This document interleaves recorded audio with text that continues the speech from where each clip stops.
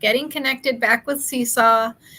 We have shared things. If you haven't seen the previous 3 weeks, this might not make a whole lot of sense, but you might want to go back and watch at least the last 2, because tonight we're going to be talking about kind of the final step in creating something in Seesaw, which is looking at student responses, getting some data, and using it to drive or plan some instruction for yourself moving forward. So this is something that Sarah, I don't know if you remember using Seesaw. We did not. I think when Sarah and I taught, we didn't have the paid accounts yet. No. But one thing that was always hard was like to give kids timely feedback, or to be able to go through, if you have assigned more than one thing, to really be able to go through and even see who's done what and who's done it correctly. Correct. So this today is going to give you hopefully like, oh my gosh, this is going to make my life a little bit easier now that you know these new things. So I'm going to bring in our screen here today. And if you remember last week, Sarah, do you want to give a little recap of the formative assessments and what that can do? So yeah, last week we shared just how you can, 2 weeks ago we shared how you can find some already created assessments. Last week we talked about how you can create your own. So the Seesaw library has some, the community has some that are available. So lots of options for formative assessments that have already been created for you. And if you keep a lookout for our monthly update, you will actually see some examples shared out in that as well for you for our day of digital learning. But last week we talked about both finding, and then we also talked about creating assessments. So when you're creating an assessment, there's a couple different ways you can do it. You can create a multiple choice. You can create drag and drop. You can do poll questions or true and false questions. You can also use the frames, which we really liked as well, where you can frame out students to record or do a text box. And what Shannon, I think Shannon mentioned that was like her favorite, because it kept the text, instead of using that big T and making the text really large, it gave them a nice little text box to respond. And you'll actually see an example of that here as we share out some information today. But lots of really great options for the formative assessment when you are both finding and creating your own. So pretty simple to use, and just get a lot of really good results from it. So, and that's what we're going to talk about today. Yeah. So Sarah and I did a little test. We created a formative assessment, or I should say Sarah created a formative assessment that was really just what I would consider would probably be a quick check style, because you'll see when I show you the questions here that it's not necessarily a ton of differentiated questions. It's really like a repeated practice of a skill. So we know that if we have like 4 to 7 questions on a skill, that's kind of a good target number when you're creating an assessment. So on this assessment here, this is the date she assigned it. So Monday, the 29th, you can see here are any assessments or any activities that you've assigned live under that date. So that's one place to check them. But if you also are like, what's in progress, I can come over here to my progress tab, and then all of your different activities, if you have them scored, will kind of line up. Since this is a PL group, we don't have a ton, but if you're a teacher, you probably have a lot more in that progress tab. And what's really nice about that, Shannon, and I know everybody's kind of different in how they keep track of how their students are turning in work. But what's nice is that if I have that progress tab open, I can see who has very easily, I can see who's done it, who's turned it in, and who hasn't. So I know that if I'm doing, an Unfun Friday where my students are going back and, making sure that their work is complete for the week, I can easily tell who has done what without having to go to like each student tab or have, a bunch of different things open. That progress button, that's huge, because it will show all of the things that my students have been working on. Yeah, and right down here, you can see that what Sarah's kind of talking about too. It shows that 31 kids completed this, 0 waiting for review, 0 drafts, and 0 not started. So if it's like 7 not started, then you can be like, Sarah, Eric, Sarah, everybody, you come back to my table because we're going to work on this together or get started. So it's just an easy way to track things of who's completed what, because you'll have that tab there. So you can see the other information here is that it gives me some tags here, like this was assigned to all students and groups. So if I did have differentiated groups doing differentiated assignments, I can do that here. It's an assessment and it's math. So it gives me those tags. So if I'm sorting things later, I've got all of those things kind of present for me. And then what I like about this is, like we said last week, this is a great way for your team. So like all of the third grade teachers are going to do this assignment on Friday. And all you have to do is bring this data, and you don't really have to spend any time necessarily. We'll show you some ways you can give personalized feedback. But if I'm really looking for that progress monitoring style formative assessment, I can come in here and then I can hit review, and then we're going to show you some different ways to see the data. Mm-hmm. So if you scroll down here, this is going to give me the first picture I have kind of what results the kids did. So just for reference of this assignment, it was just a drag and drop of greater than or comparing numbers. So the questions kind of have a similar style of repeating. There is one option where kids had multiple choice with Sarah put in a frame for them to explain their work. And then again, one additional place where they could tell 3 things with the text box. So the data that you're seeing on the screen is really giving us the data for the multiple choice things that the assessment could grade. It didn't listen to the recordings. It didn't check the text box, but it is the things that I gave point values to, or Sarah gave point values to. That's what I'm seeing the data around right now. So you can see we had 20 students with 90 to 100%, 5 with 75 to 89%, and then 1 with 60 to 74, and then 4 that probably need some immediate reteaching and things. So I get a quick picture of what our class did. And if you're a teacher that tracks class data, this is great because if you have a goal of like 80% of our class is going to get an 80% or higher or 75% or higher, now you can go back and quickly report to students how you did and if you need to reassign things there. So we're feeling pretty good right now about our teaching because look at all these kids who showed mastery. We've just got some reteaching to do here. And I love that because it's very easy to see like, okay, I have this group of kids right here that are in my red or my yellow that I am going to need to do some reteaching with. And so I know that right away. I don't have to wait until I have an opportunity to go back and like go through all the work and then go through a checklist and check, and then group my students. They're already grouped. They're right there. I can tell who needs what. And then as we kind of go through some of the data too, it gets more individualized as to how students answered which questions. But yeah, it's super simple then to just group your kids and know who needs what additional support. And the other good thing I would say is like, if you click on most parts of the screen, it does other things for you. So the first time you come in here or do one of these with your kids, just start clicking around and see what data points it will show you. Because like if I click on this dark green bar, it drops down and you can see here's all the names of the teachers who got a 90 to 100%. And then obviously these would be students in your classroom's names, so it would be easier to figure out.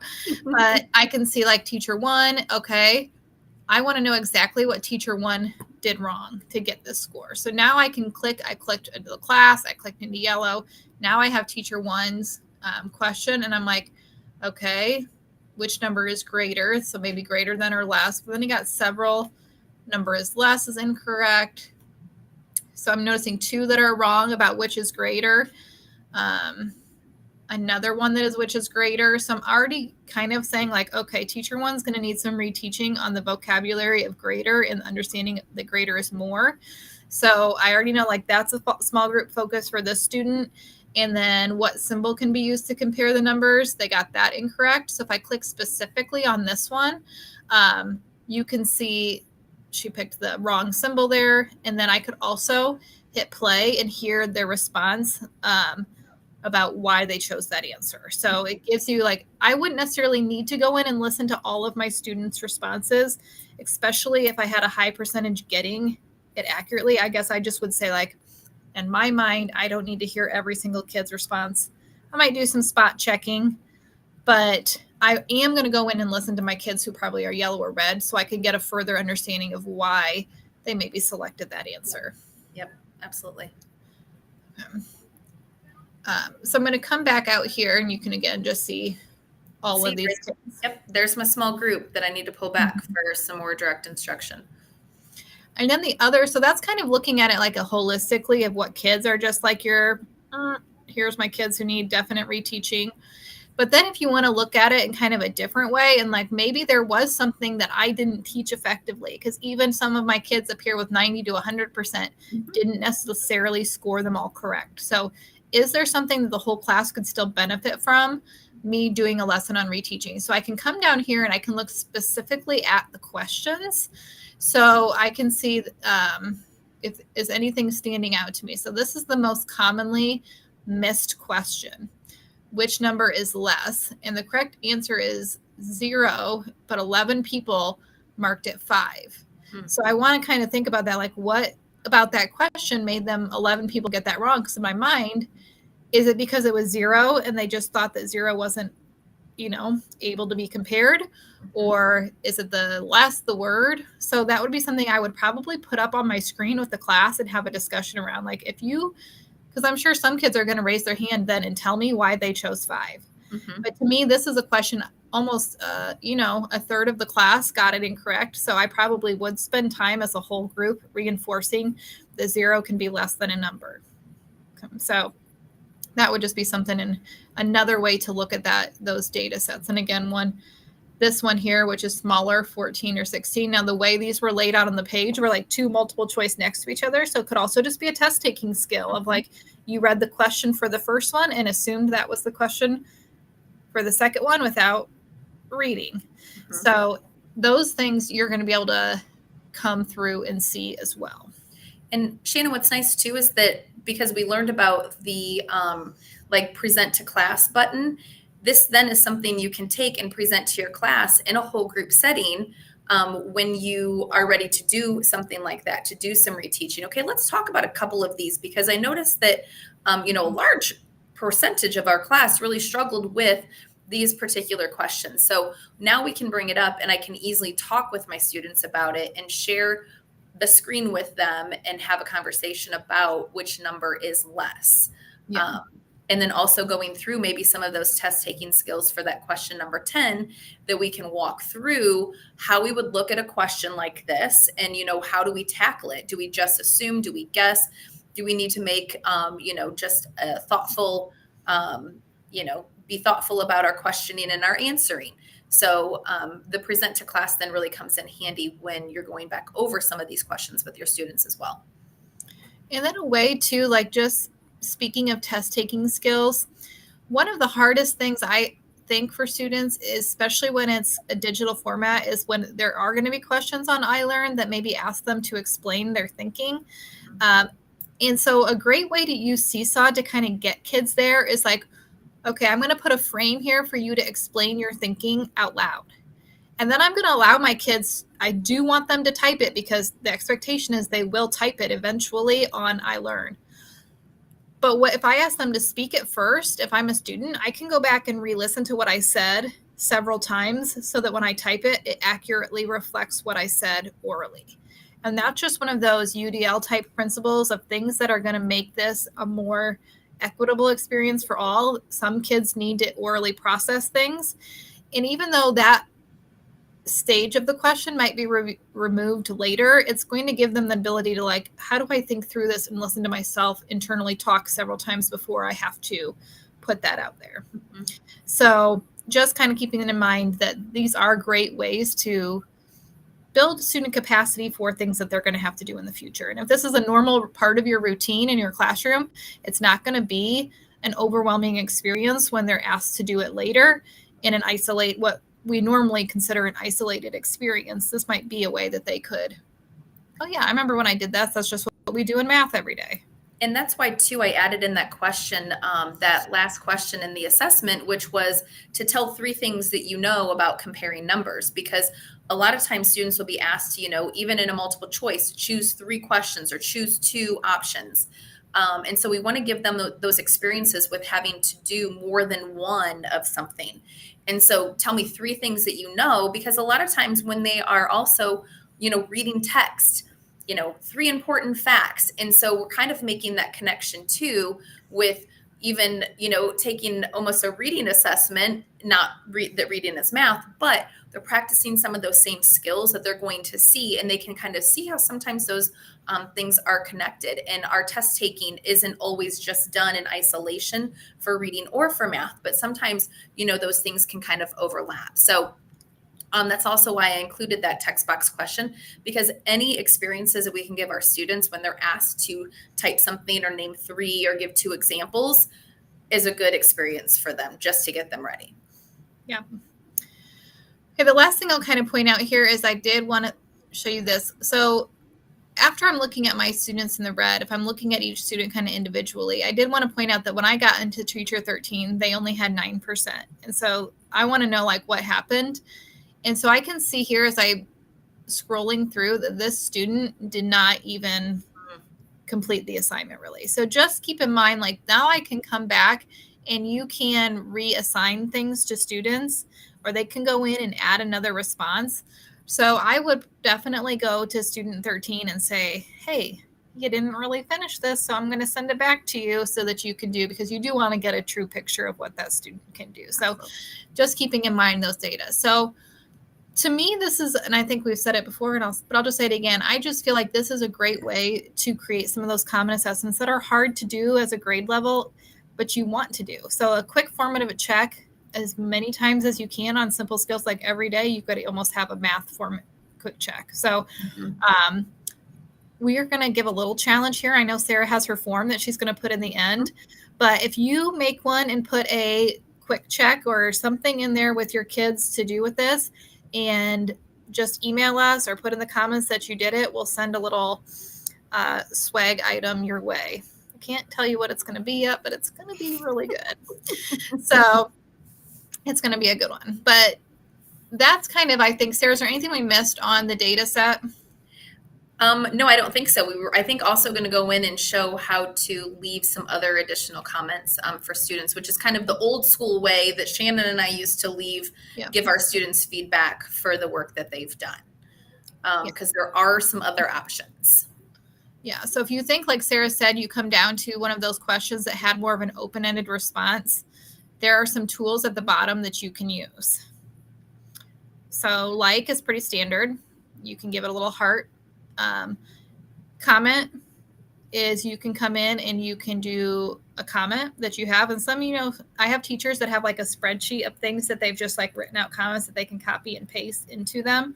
So if you're thinking ahead, just Google a list of compliments, put it out there that you can copy and paste, or get specific if your heart desires. But then you can also leave a voice comment, which is super nice, that if you don't have time to type, or you're, in your car waiting for your other kids to be picked up from a sport practice or something, you could just come in and leave voice notes, because it does have an app that you can use too. Not that you want to be doing that all the time, but it is an option to give you that kind of quick response for students. And kids love to hear your voice and love to hear back from you. Like, great job answering this question. I love how thorough you were. They'll eat it up. Mm-hmm. And then just a couple other little things. You can, add it to a folder. You can save it. I don't even know what that little skill. So you could see at the top when I'm doing it, if I'm really saying like, I'm going to do several exit slips on comparing numbers, I can create this and I'm going to give it a rating of like 4, and then I'm going to move it on. So the next time I tag something with that same skill, I can sort of start to compile it so that I can have a series of assignments that have that same tagged skill. Mm-hmm.